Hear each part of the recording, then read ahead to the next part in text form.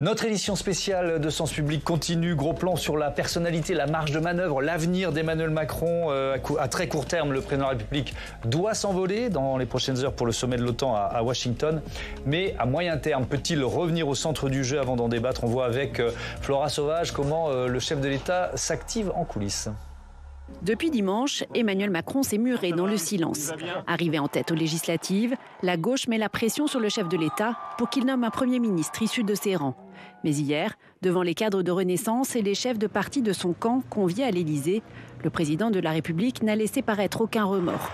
Avec une Assemblée nationale désormais fracturée en 3 blocs, Emmanuel Macron joue la montre et attend la constitution d'une grande coalition au centre. Il a le sentiment qu'il fait les bons choix. Quand il prononce la dissolution, il le dit aussitôt, c'est pour une clarification. Donc, dans son esprit, c'est avec l'espoir qu'on pourrait peut-être trouver insensé de passer d'une majorité relative à une majorité relative plus forte, voire à une majorité absolue. Voilà, donc il est enfermé dans ce schéma mental. Il n'y a pas de rationalité politique chez lui. Si les troupes macronistes ont perdu plus de 80 députés après ces législatives anticipées, les fidèles de la première heure veulent croire qu'une coalition au centre est possible. Je crois que le président regarde aujourd'hui l'état des lieux, les rapports de force, et en fonction de cela, on verra ce qu'il sera proposé. Moi, j'espère que cette coalition des centres qui permettra à l'allemande, qui permettra d'abord à la France d'avoir un budget, de poursuivre les réformes. C'est ce que les Français attendent aujourd'hui. Lundi, Emmanuel Macron a refusé la démission de Gabriel Attal, le priant de rester à son poste pour le moment afin de préserver la stabilité du pays, à moins de 3 semaines des Jeux Olympiques. Le chef de l'État doit décoller mercredi matin pour Washington afin de participer au sommet de l'Alliance Atlantique. Mais il risque bien d'avoir la tête ailleurs. On fait le bilan de 7 ans de macronisme et on se projette dans la tête d'un Jupiter privé de la foudre avec Marc Lazare. Bonsoir, bienvenue. Bonsoir. Vous êtes professeur émérite à Sciences Po, titulaire de la chaire Relations franco-italiennes pour l'Europe à l'Université Luis de Rome. Et je cite cette étude que vous avez publiée, Union européenne, portée limite des nationaux populistes. C'était pour l'Institut Montaigne. Stewart Shaw, bonsoir et bienvenue. Bonsoir. Vous êtes directeur d'études chez Verian et auteur de ce livre, L'opinion des émotions, publié aux éditions de l'Aube et à la Fondation Jean Jaurès. Marc Endeveld, bonsoir et bienvenue. Bonsoir. Vous êtes journaliste au service d'enquête de Marianne et auteur de plusieurs livres sur Emmanuel Macron, L'ambigu Monsieur Macron ou encore Le grand manipulateur aux éditions Point. Et évidemment, Tam Tranui est resté à mes côtés, éditorialiste politique. Il y a un mois, jour pour jour, Emmanuel Macron prononçait la dissolution de l'Assemblée nationale. Marc Lazare, en quoi cette décision nous éclaire sur sa conception du pouvoir ? Alors, c'est très intéressant parce qu'il a beaucoup évolué. Il y a un Macron d'avant Macron, si j'ose dire. C'est celui qui a écrit un texte qu'on a complètement oublié dans la revue Esprit en 2011, dans lequel il prononce cette phrase « La décision politique ne peut plus avoir un locuteur unique ». Et c'est un texte très intéressant, d'ailleurs, qui a été très remarqué en 2011, parce qu'il plaidait pour une autre conception de la pratique institutionnelle de la Ve République. Et puis, il y a 2017. Et 2017, avant son élection, et l'écriture d'un livre qu'on a beaucoup publié, qui s'appelle Révolution, dans lequel il y a un chapitre qui a passé un peu inaperçu à l'époque, mais moi, ça m'avait choqué, je me permets de le dire, parce qu'il expliquait dans ce chapitre que les partis politiques ne servaient plus à rien, que les groupes d'intérêt ne servaient plus à rien, que les corps intermédiaires ne servaient plus à rien. Et je crois que tout au long de ces 7 années, il a en fait été le praticien de révolution beaucoup plus que celui de la revue Esprit de 2011. Oui. Et donc, il a eu cette pratique très personnelle. Alors, vous me direz, il n'était pas le seul. Il y avait eu des précédents, en particulier Nicolas Sarkozy. Mais il y a une différence, c'est le rapport aux partis politiques, entre autres, une des différences. Et notamment le fait qu'il avait voulu constituer un parti, La République En Marche, mais qu'il ne l'a pas véritablement, je vais employer un grand mot, institutionnalisé, inséré dans les territoires, parce que ça ne l'intéresse pas, et ça, me semble-t-il. Vous avez fait une étude plus personnelle, donc vous me direz si je me trompe, mais c'est surtout sa conception, à un moment donné, du pouvoir. On va évidemment creuser tout ça et redétailler tout ça. Stewart Shaw, avec Verian, pour la Fondation Jean Jaurès et le journal L'Opinion, vous aviez réalisé une enquête sur l'état d'esprit des Français, juste après la décision de dissolution d'Emmanuel Macron. Question, quelles émotions avez-vous ressenties? Et les 4 émotions négatives qui ressortent, et qui ressortent en premier: fatigue, colère, tristesse et peur. Est-ce que vous diriez que les Français en veulent toujours, d'une certaine façon, à Emmanuel Macron de les avoir plongés dans cet état. Oui, alors la dissolution est peut-être l'achèvement d'une dynamique qui est là depuis un certain nombre de temps. Je pense que les Français lui en veulent ne pas avoir répondu à une promesse qu'il incarnait quand même en 2017. Cette promesse est celle de, et ce qu'il disait d'ailleurs, de lutter contre les passions tristes. Et on a plutôt le sentiment que depuis le début de son premier quinquennat et du suivant, il y a cet effet de fuite en avant sur l'idée que le progrès, c'est renoncer à des droits, que le progrès, c'est de nouvelles contraintes, que le progrès, c'est de nouveaux efforts. Et dans l'opinion, donc, il y a une forme de crispation autour de cette idée sur laquelle c'était le président du progrès qui finalement a été le président des crises, qui lui a d'ailleurs permis d'asseoir une réelle autorité, mais qui n'a vraiment pas été le président qui a été d'une certaine manière un peu porteur d'une nouvelle espérance. Et ça, je pense que une grande partie des Français lui reprochent, et d'ailleurs, je pense qu'on en parlera, l'un des écueils, je pense dont on ne parle pas forcément assez dans le débat public, mais peut-être autour un peu de la dissolution, c'est l'idée sur laquelle les Français attendaient aussi beaucoup d'Emmanuel Macron dans sa capacité à faire de la politique autrement. Et c'est vrai que, d'une certaine manière, peut-être que la différence avec les présidents, en tout cas ses prédécesseurs, ça a été cette vague d'espoir qu'il a quand même su incarner sur cette façon, peut-être un jour, de faire de la politique différemment. Là, l'effet déceptif est total. Vous avez 7 Français sur 10 aujourd'hui qui considèrent qu'Emmanuel Macron n'a pas changé la façon de faire de la politique. On parle beaucoup de compromis, de coalition depuis quelques jours, depuis dimanche, Marc Andevelde. Est-ce que Emmanuel Macron est très éloigné de cette culture politique ? Complètement. Il n'y a pas plus opposé que Emmanuel Macron à la culture politique de la coalition. Marc Lazare a raison de citer l'article de la revue Esprit qui date de 2011. D'ailleurs, le titre de cet article-là s'intitulait était dans les labyrinthes de la vie politique française. Donc déjà, c'était assez intéressant. Effectivement, dans cet article-là, ce qui est intéressant, c'est qu'Emmanuel Macron est très critique à l'égard de la Ve République à l'époque. Mais dans ce texte-là, il explique quand même que sur les questions budgétaires, donc qui est une prérogative du Parlement, les questions budgétaires principales, il peut y avoir en réalité quasiment une pause démocratique, parce qu'il oppose à l'époque le temps long et le temps court, et il explique même que les élections sont en fait un accident au regard des questions budgétaires qui doivent se voir à travers le temps long. Donc ça déjà, on est dans une ambiguïté déjà politique dans ce texte-là de 2011, qui a effectivement été lu, comme vous-même, par vous, par exemple, mais qui a été peu... certain écho. Oui, mais qui a été peu repris par les commentateurs et les journalistes politiques. Autre élément, quand je dis il a strictement rien à voir avec l'idée de coalition, c'est qu'en 2017, quand il arrive au pouvoir, justement, c'est le quiproquo originel. Pourquoi ? Parce qu'une partie de ses soutiens, je pense notamment à François Bayrou, qui donc le rejoint en février 2017 en soutien, ou je pense à Richard Ferrand, eux se vivent dans justement une coalition des centres. Et ils pensent d'ailleurs à l'époque qu'Emmanuel Macron va nommer un Premier ministre plutôt de leur couleur politique. Et à l'époque, tous ces responsables politiques projettent leur propre identité politique, c'est-à-dire le centre ou le centre-gauche, dans Emmanuel Macron. Et en réalité, Emmanuel Macron, déjà à l'époque, est dans une lecture... Il nomme Édouard Philippe, et il est dans une lecture verticale, néo-bonapartiste, comme on me l'a dit déjà à l'époque dans son entourage, et c'est ça le quiproquo originel chez Emmanuel Macron. Emmanuel Macron va-t-il devoir cohabiter avec un Premier ministre ou une Première ministre choisie par le nouveau Front populaire ? Mathilde Panot, l'insoumise, ne voit pas d'autre solution, c'est ce qu'elle répétait hier à l'occasion de l'arrivée dans l'hémicycle des députés LFI. On l'écoute. Je voudrais vous dire à quel point aujourd'hui est un jour historique, puisque pour la première fois dans l'histoire de la Ve République et même dans notre histoire à nous, les Insoumis rentrent à l'Assemblée nationale non pas comme une force d'opposition à un pouvoir, mais comme une force qui prétend gouverner ce pays. Nous avons gagné les élections législatives. Nous sommes, avec le nouveau Front populaire, aujourd'hui la première force politique à l'Assemblée nationale. C'est l'issue du scrutin de ce dimanche. Et nous exigeons qu'Emmanuel Macron respecte le vote populaire en choisissant de nommer un Premier ministre ou une Première ministre qui serait issue du nouveau Front populaire. Bon, c'est donc le nouveau Front populaire qui veut proposer le nom du Premier ministre Emmanuel Macron. Samia Dechir, rebonsoir, bienvenue de nouveau sur ce plateau. Le président de la République est-il obligé de l'accepter ? Non, du moins pas théoriquement. En fait, la Constitution ne fixe quasiment aucune règle, Thomas.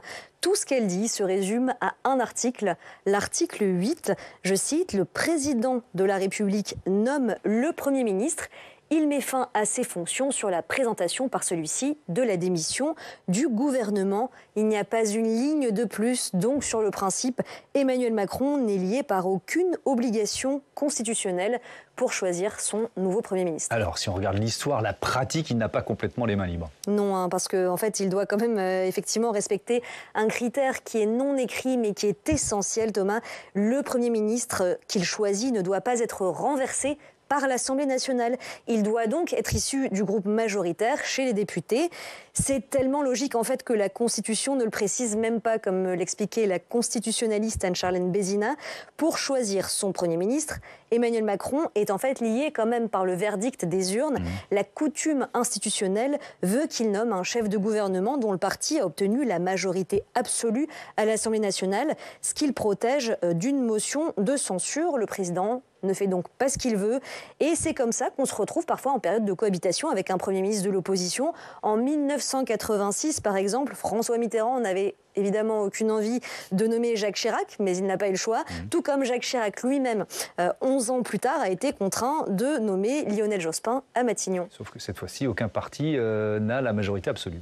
Oui, vous avez raison Thomas, c'est toute la différence. C'est une situation qui est inédite puisque le nouveau Front populaire est bien arrivé en tête des élections législatives, mais avec 182 députés. Vous pouvez le voir ici, il n'a pas la majorité absolue à l'Assemblée puisque pour l'avoir, la majorité absolue, je rappelle qu'il en faut 289 des députés. Donc on est quand même assez loin de cette situation. Et donc même si ces membres arrivent à se mettre d'accord sur un nom, ça ne suffit pas à garantir qu'un Premier ministre du nouveau Front populaire ne soit pas renversé, à moins que ce nouveau Front populaire fasse évidemment une coalition avec d'autres députés pour obtenir une majorité absolue. Et là, effectivement, Emmanuel Macron n'aurait plus vraiment le choix, mais on n'y est franchement pas encore. Pas encore, mais combien de temps le président de la République peut-il attendre avant de nommer son nouveau Premier ministre ? Eh bien là encore, Thomas, la Constitution ne dit rien. Il n'y a aucun délai légal. Pour le moment, on le sait, Emmanuel Macron a demandé à Gabriel Attal de rester Premier ministre. Pour combien de temps ? On ne sait pas. Il s'est beaucoup dit qu'il attendrait peut-être la fin des Jeux Olympiques, mais bon, ça nous emmènerait quand même à la fin de l'été. Alors légalement, il le pourrait, mais en pratique, ce serait sûrement compliqué. M'a expliqué une nouvelle fois la constitutionnaliste Anne-Charlène Bézina. Pourquoi ? Parce qu'à partir du 18 juillet, eh bien, la nouvelle Assemblée, elle va siéger. Et dans cette nouvelle Assemblée, eh bien, le camp macroniste n'est plus majoritaire. Donc Gabriel Attal serait lui-même exposé dès le 18 juillet au risque d'être renversé. Et donc, pour le moment, on reste encore dans l'inconnu presque total sur les intentions du chef de l'État. Merci beaucoup. Samia, je me tourne vers vous. Marc Lazare, et l'une des informations de ce mardi, c'est le fait que le nouveau Front populaire somme Emmanuel Macron de ne pas maintenir Gabriel Attal à son poste. Si on se réfère justement à la personnalité, à la conception du pouvoir d'Emmanuel Macron, on a souvent dit Jupiter, le maître des horloges, je ne vais pas vous ressortir tous les clichés ou toutes les façons de présenter cette conception du pouvoir. Quelle marge de manœuvre lui reste-t-il à Emmanuel Macron ?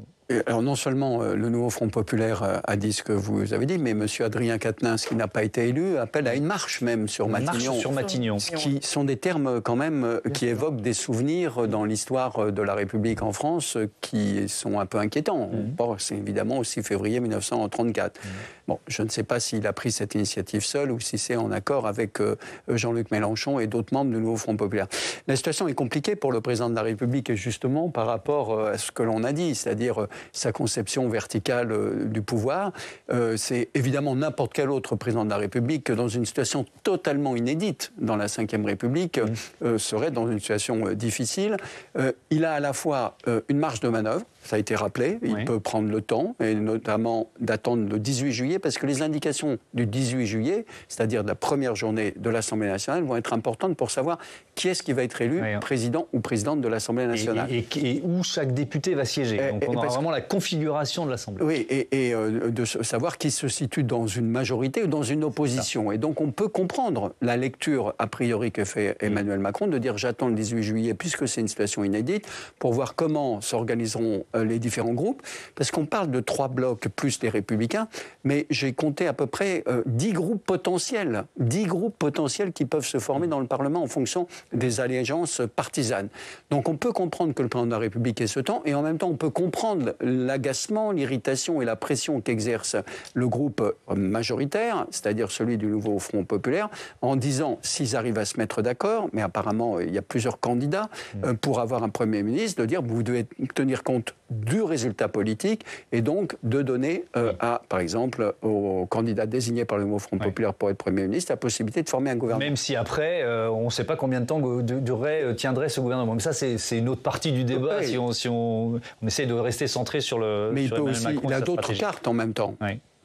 Par exemple, d'essayer de voir une alliance avec Ensemble et la droite. Oui. Ça peut être une possibilité aussi. J'ajoute un dernier point, c'est que le président n'a plus la main sur son bloc central. Oui. Ça, c'est la grande différence. Parce que le macronisme dont on parlait en 2017, c'est l'idole pour l'ensemble des députés qui ont été élus grâce à lui. Et encore en 2022. Là, c'est plus le cas. C'est plus le cas. Oui, effectivement. Et on va parler des héritiers, si tant est qu'il y ait des héritiers du macronisme. Imaginons Emmanuel Macron, Marc Andevelle, siéger au Conseil des ministres avec, je sais pas, Mathilde Panot ou Éric Coquerel à ses côtés. Bon, voilà, vous qui avez enquêté sur sa personnalité, comment peut-il réagir à ça ? Déjà, pour revenir à ce que disait Marc Lazare au tout début de l'émission, Emmanuel Macron n'a cessé de contourner les corps intermédiaires, mais j'ai envie de dire, il n'a cessé de contourner le Parlement depuis 2017. C'est vrai. Et donc, Emmanuel Macron a une lecture de la Ve République extrêmement maximaliste du point de vue du pouvoir présidentiel. Sauf que là, le centre de gravité, il s'est recentré au Parlement. Ça, c'est ce que tous les commentateurs disent en prenant en compte la légitimité politique du Parlement. Oui. Moi, ce que je vous dis, vous me demandez ce qui est dans la tête d'Emmanuel Macron, il considère que sa légitimité politique est toujours aujourd'hui... Même aujourd'hui. C'est-à-dire que c'est 2022. C'est celle de 2022. Oui. C'est parce qu'il est dans une lecture plébiscitaire de la Ve République. Et que donc, quand on parle de verticalité, c'est moi et le peuple. Et donc, c'est pour ça d'ailleurs qu'il a surpris beaucoup de gens, y compris dans son entourage et dans ses soutiens, dans la décision de la dissolution. Parce que d'une certaine manière, la prise des décisions de dissolution juste après les européennes, qui a provoqué un stress dans le pays, mais également un stress au niveau de ses propres forces politiques, c'est déjà un acte très fort pour imprimer l'idée que c'est lui qui décide au final. Et donc, en termes de légitimité politique, je ne suis pas sûr qu'il accorde encore aujourd'hui, en réalité, malgré les élections législatives, autant de légitimité politique que la sienne propre. Et donc on peut imaginer, Stewart Shaw, il y a des outils institutionnels entre les mains du président pour freiner, contrecarrer l'action d'un gouvernement. On peut imaginer qu'il les utilise. Voire qu'il en abuse. D'un point de vue de l'opinion, ce qui est attendu par les Français, selon un certain nombre d'études, c'est que le pays ne peut pas rester dans une forme d'immobilité. Comme ça, l'immobilisme, là, les Français veulent qu'il y ait un gouvernement constitué. Vous avez près de 6 Français sur 10 qui appellent à des alliances. Alors, quel type d'alliance, on ne sait pas précisément, mais en tout cas, l'idée selon laquelle il y aurait une sorte de pause de quelques mois, ce n'est absolument pas quelque chose qui rentre dans les aspirations de l'opinion publique. La difficulté, je pense, du président de la République actuellement, c'est qu'effectivement, sur cette lecture des législatives, vous avez 2 centres de gravité qui sont évidemment très contradictoires. Le premier, c'est qu'en dépit du fait que on avait anticipé ou projeté un score du Rassemblement national bien plus supérieur, force est de constater qu'il y a une dynamique du Rassemblement national, que ce soit évidemment en termes d'élus, mais que ce soit aussi en termes de nombre de voix dans le pays. Et donc, d'une certaine façon, il faut aussi entendre ces élus qui sont par conséquent élus, et puis les électeurs qui aussi ont des enjeux sur lesquels ils attendent des réponses. Et puis de l'autre côté, vous avez un centre de gravité à gauche où effectivement il y a eu une poussée. Alors Mathilde Panot disait qu'ils avaient gagné, alors le Nouveau Front Populaire a gagné, LFI n'a pas forcément gagné les élections. Ce qui est assez intéressant, c'est le centre de gravité à gauche, en dépit du fait que LFI soit le premier groupe de gauche constitué pour l'instant, aujourd'hui, c'est la social-démocratie qui a eu une progression la plus importante. Et donc finalement, le président de la République, il aura aussi à conjuguer ces deux injonctions très contradictoires. Et d'une certaine façon, il va falloir qu'il fasse des choix parce que ce bloc central, aujourd'hui, n'est plus du tout en mesure de donner le ton. Tout le monde veut prendre la parole. Peut-être Marc Andevelle pour commencer. Je vous la redonne juste après. Oui, par rapport à ces deux injonctions contradictoires là, qui est décrite, je sais, parce que j'ai déjà eu des retours depuis hier, que le président de la République, de lui-même, a pris son téléphone pour démarcher des députés de différentes sensibilités. Et donc là aussi, on n'est pas dans un président de la République en arbitre qui attend que les formations politiques se mettent d'accord dans le cadre d'une grande coalition ou d'une coalition, en tout cas d'une solution parlementaire. On est dans le cadre toujours d'un président de la République qui continue des débauchages individuels comme une sorte de casting pour constituer ce qu'il considérait comme son gouvernement. Peut-être, au-delà des débauchages individuels, peut-être une stratégie d'alliance. Il y a eu une rencontre, on ne sait pas encore ce qu'il en est ressorti, c'est le Figaro qui nous apprend ça, entre Gérard Larcher et Emmanuel Macron aujourd'hui, Marc Lazare. Donc il y a effectivement, ce qui est intéressant, ce qui ressort de cette première partie de débat, c'est un Emmanuel Macron qui ne s'efface pas et qui reste à la manœuvre. Oui, ça c'est très intéressant ce que disait Marc Andevelle, parce que finalement le président de la République, devant cette situation totalement inédite, avait deux choix. Celui que vous avez indiqué, donc d'être toujours à la manœuvre, malgré quand même l'échec de l'opération de la dissolution, il faut quand même le dire. C'est quand même 90 députés de moins. Absolument, il voulait de la clarification, il y a une grande confusion. C'est quand même ça le bilan de ces deux tours des élections. Et donc, il continue manifestement, et je suis très intéressé par ce que vous nous dites, et je ne savais pas non plus qu'il avait téléphoné à différentes personnes, mais il y avait une autre posture possible, qui était de dire revenons à une certaine interprétation originelle de la Ve République, consistant à dire que le président de la République est au-dessus des contingences politiques, comme le disait le général, et qu'il était arbitre, justement, et garant de l'unité nationale. Ça aurait pu être un choix. Apparemment, il ne le fera pas. C'est un choix pour les 3 années qui lui restent, et de rentrer, entre guillemets, dans l'histoire avec un grand H. J'ai tenté une opération, et je reviens à une lecture originelle, celle qui était à l'origine du débat entre Michel Debré et le général de Gaulle, au moment de l'écriture de la Constitution. Manifestement, on ne va pas vers ça.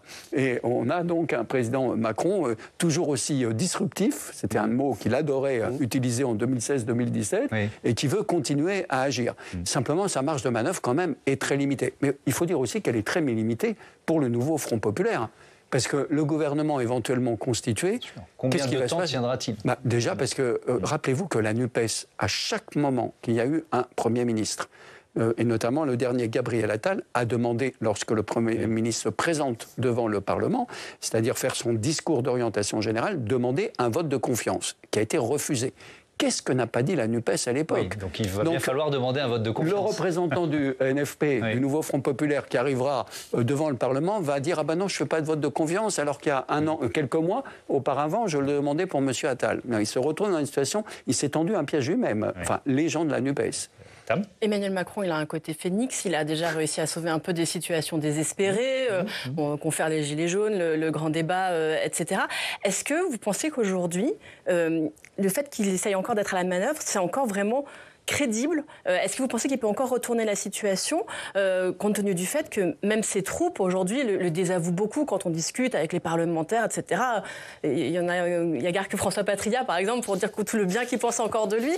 On entend beaucoup de off et de personnes qui ont été tellement dégoûtées par la dissolution, mais bon, ça n'a pas été si mauvais que ça, finalement. Peut-être Marc Andevelle là-dessus. Oui, c'est un échec. La dissolution est un échec, oui, et c'est même une défaite. Mais déjà, Emmanuel Macron, il a une première réussite depuis hier. Il a réussi à instiller l'idée que ce n'est pas totalement une défaite. En tout cas, c'est une défaite pour tout le monde. Donc là, on se retrouve dans le tout se vaut politique, finalement, en désamorçant toute lecture politique de qui a gagné le scrutin de dimanche. Et donc ça, c'est déjà un tour de force de la part du président de la République. Et puis surtout, je crois que oui, il y a beaucoup de commentateurs ou même d'acteurs politiques qui ont déjà un peu enterré, un peu vite, Emmanuel Macron. Parce que là aussi, il utilise la Ve République dans une lecture, je dirais, littérale et maximaliste. Et donc, il a quand même encore beaucoup de cartes pour préserver son pouvoir. On est dans le cadre de la Ve République. Et pour revenir au discours de tout à l'heure, les acteurs disent non, c'est d'abord la démocratie parlementaire qui doit jouer aujourd'hui, qui doit avoir toute sa place. Mais devant le blocage de la démocratie parlementaire, Emmanuel Macron retrouve finalement toute sa latitude politique. Un mot peut-être du résultat. Alors c'est toujours compliqué de faire dire aux Français voilà ce qu'ils nous ont dit, voilà ce qu'ils nous ont dit à travers ce vote législatif. Mais est-ce qu'il y a une demande de coalition ? Vous voyez ce que je veux dire ? Oui, alors l'opinion n'a pas toujours raison. Hein. Parce que souvent, oui, je vais vous donner un exemple, je donne 2 chiffres. Le premier, c'est les Français ont plutôt, au tout début de l'annonce de la dissolution, je ne dirais pas plébiscité, mais adhéré à l'idée selon laquelle il fallait dissoudre.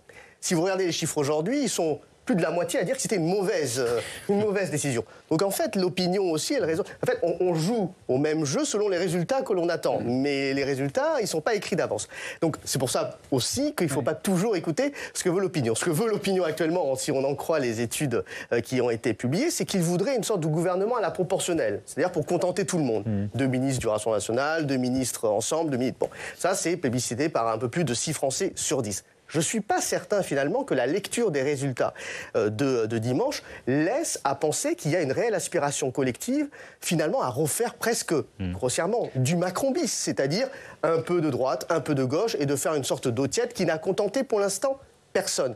Donc, à mon sens, c'est des équilibres à trouver. Je disais tout à l'heure que le président de la République va devoir faire des choix, et ces choix-là, c'est une orientation politique qui est claire. Les Français, là, sont plutôt sur la retenue en disant...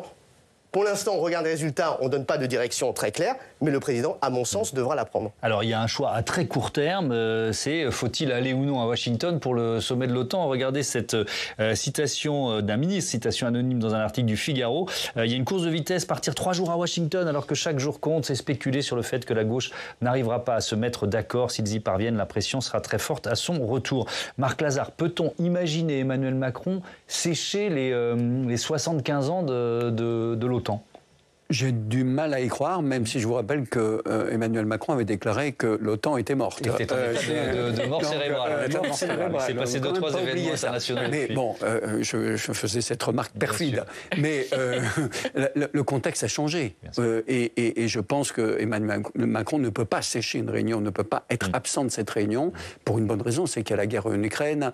C'est vraiment un enjeu considérable sur lequel le président Macron a évidemment joué un rôle considérable, et dont, alors là, évidemment, quel que soit le gouvernement, si on arrive à avoir un gouvernement, il continuera à jouer un rôle important. C'est la question européenne, la question de la défense et la question internationale. Ça, évidemment, ce qu'on appelle le domaine réservé. Voilà, le domaine réservé. Pas honorifique. Voilà, et absolument, quel que soit le gouvernement. Et donc, à cet égard, il a besoin aussi, sachant que le résultat des élections législatives, d'abord des élections européennes, puis des élections législatives, a quand même porté un coup sur sa réputation, sur sa crédibilité, sur son image au niveau international.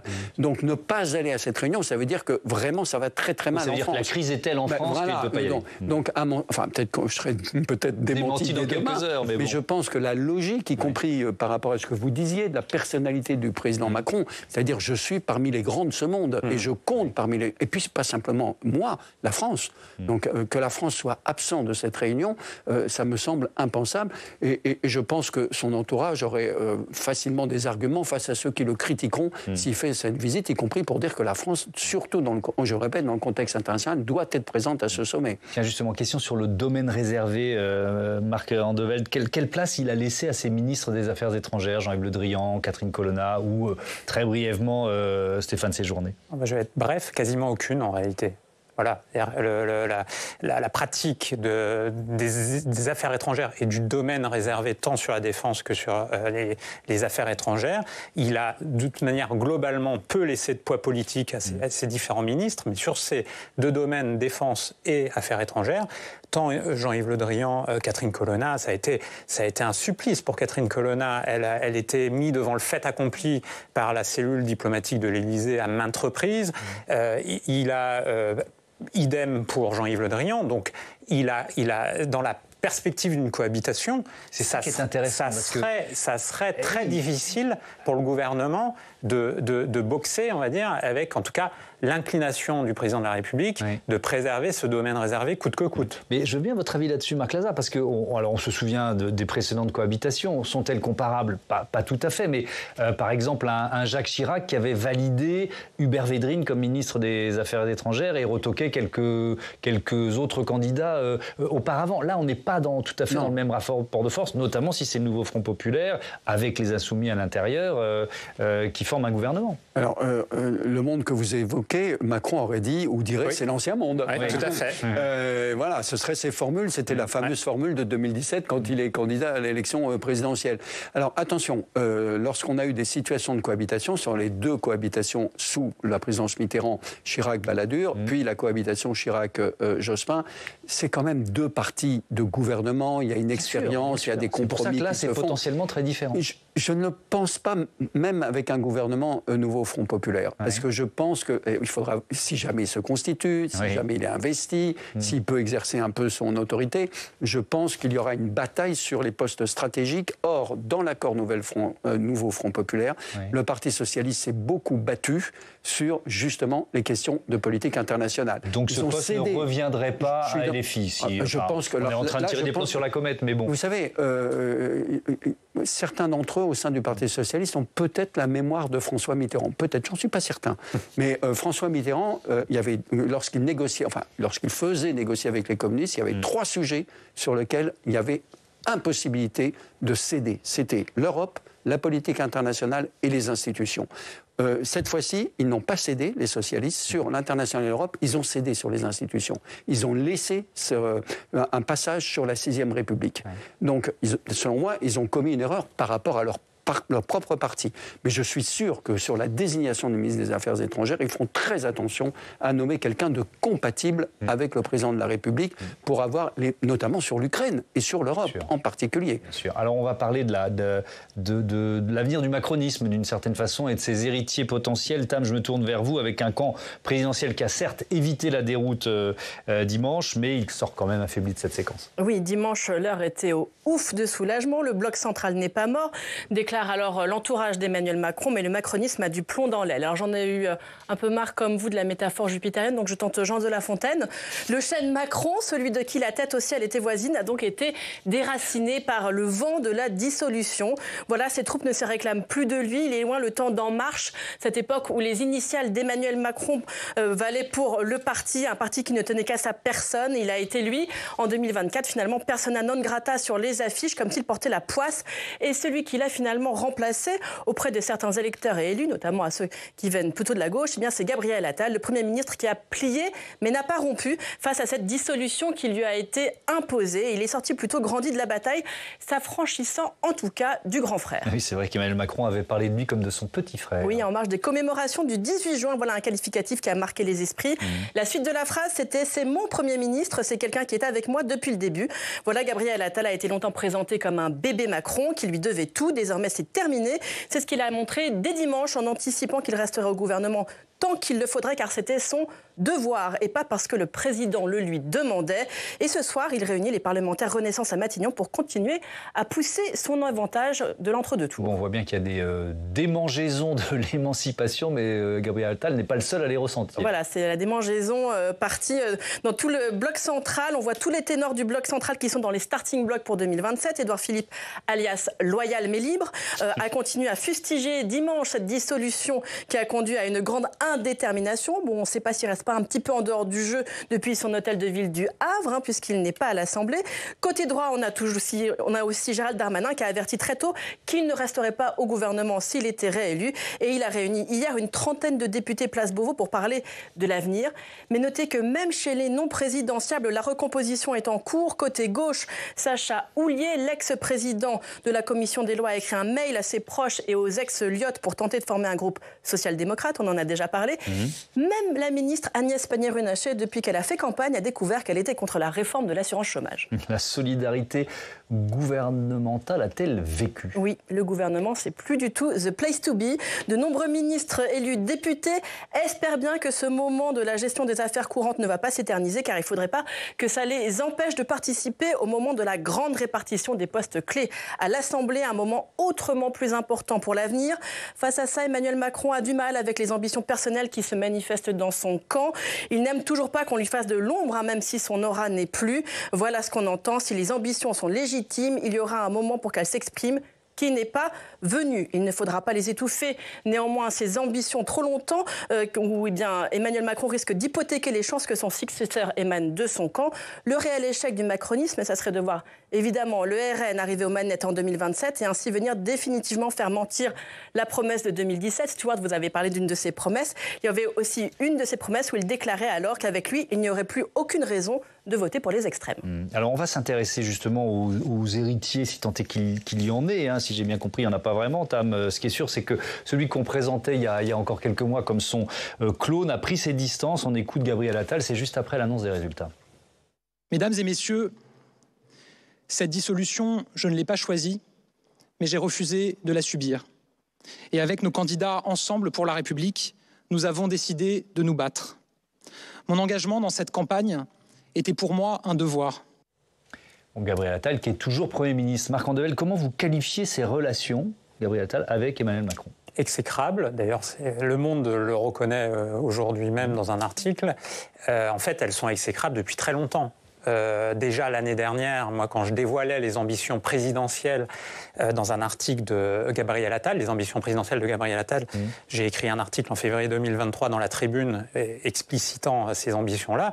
J'expliquais déjà dans l'article que ça irritait au plus haut point le chef de l'État, ces ambitions présidentielles. Ce qu'il faut savoir, c'est que quand Emmanuel Macron nomme Gabriel Attal à Matignon, il est déjà dans une lutte sans merci avec son jeune ministre qui, dès l'automne dernier, a vu tout le monde sur la place de Paris, tant les dirigeants économiques que les leaders d'opinion. Et également, Gabriel Attal avait le soutien de plus en plus important d'une partie de la Macronie.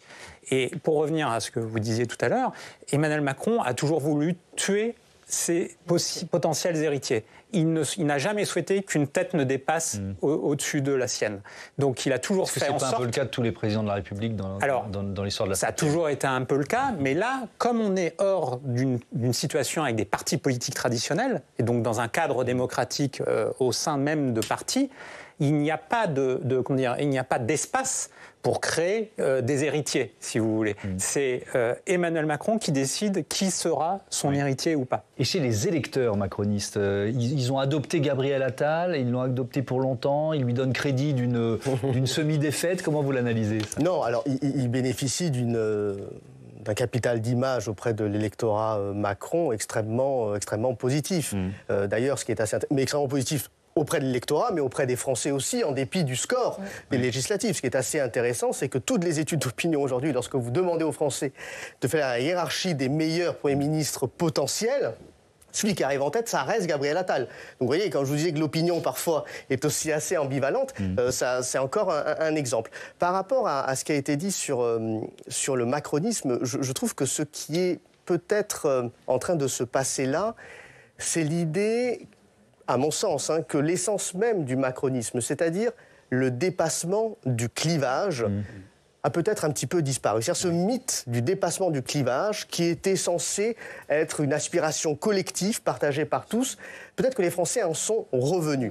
Ça ne veut pas dire qu'il faut dépasser les termes du clivage politique actuel, où il faut effectivement réinventer un certain nombre de conflits politiques, mais l'idée même du clivage, je pense que les Français y sont encore attachés. Et peut-être que l'effet déceptif d'Emmanuel Macron sur ce quinquennat-là, enfin ces quinquennats-là, c'est effectivement de ne pas avoir su prouver que ce dépassement-là était quelque chose de nécessaire. Donc, à mon sens, le risque de la disparition du macronisme c'est peut-être aussi la renaissance d'un besoin de clivage, effectivement, de l'ancien monde. Et peut-être d'une certaine manière aussi que ces élections législatives l'ont prouvé. Oui. Quelle trace voudra-t-il laisser dans l'histoire, Emmanuel Macron? Peut-être celle d'un président qui nous a fait changer de République. En tout cas, c'est ce que réclame le maire de Marseille, Benoît Payon. Il réclame un référendum pour instaurer une nouvelle République. Le président de la République doit activer l'article 11 de la Constitution. Et nous devons aller vers une nouvelle République. Parce que, et vous allez le voir dans les prochains mois, la situation va se trouver complexe, bloquée. Les Français ont choisi 3 blocs qui n'ont pas l'habitude de se parler. Et si l'année prochaine, le chef de l'État devait décider de dissoudre, il y a fort à parier qu'à epsilon près, nous serions sur 3 blocs. Il faut tout changer. Le rôle du président de la République, la durée de son mandat, ses pouvoirs, le rôle du Parlement, le rôle de la Chambre. Il faut aller vers les Françaises et les Français pour leur dire mais comment est-ce que vous voulez être représentés et gouvernés? C'est pas des enfants les Français, ce sont des personnes intelligentes et adultes qui considèrent aujourd'hui que le système ne fonctionne plus. Bon, Marc Lazare, je vous pose la question, même si j'ai bien écouté ces 40 minutes de débat. Emmanuel Macron peut-il enterrer la Ve République et finalement transformer le rôle du président alors qu'il a été un président ultra-président, si j'ose dire? C'est une passion française que de vouloir faire des constitutions. On a 5 républiques et on a je ne sais plus combien de projets constitutionnels. C'est une passion française. Il y a d'autres pays qui ont une bonne fois pour toutes leur constitution, sauf drame majeur, guerre et compagnie.